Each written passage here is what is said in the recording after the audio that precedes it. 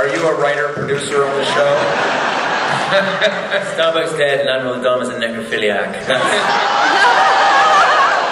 It's the truth, I know. It's a dark show, okay? It's logically going to end there.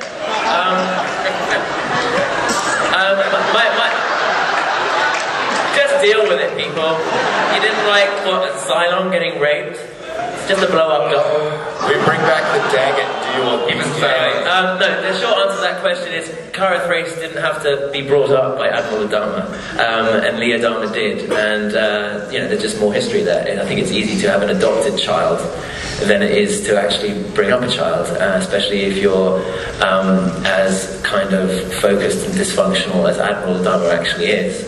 He seems all, you know, heroic on the outside, but he kind of kills what he loves, and I think that's his sort of dark side. And you know, in season 3, we found out a lot about his marriage, which just was horrible, it seems, and the relationship that Lee had with his mum, which wasn't good, and the absence of his dad through his childhood, and how he was forced to sort of be a father himself earlier than he should have been. I mean, there's just so much that went on, and Cara Thrace comes into his life at what age, 16, 17, is going to marry his youngest son.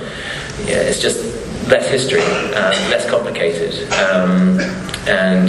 but that's going to change. Season 4, to finish the question, Cara Thrace, despite being mildewed and rotting and stinking, does come back, and you know, that return is nothing short of extremely complicated. So, because she died, and we all saw her die, and all of us were told on the show that she was going to die and leave, and her contract had been tore up. So yeah, I mean, you know, that relationship does get a hell of a lot more complex, and ironically, the Lee and Adama relationship is, you know, gradually maturing through the season. Lee is less of an adolescent and more of a comfortable in his own skin kind of guy, and it will change.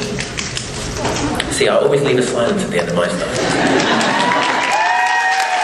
No. I'm not begging.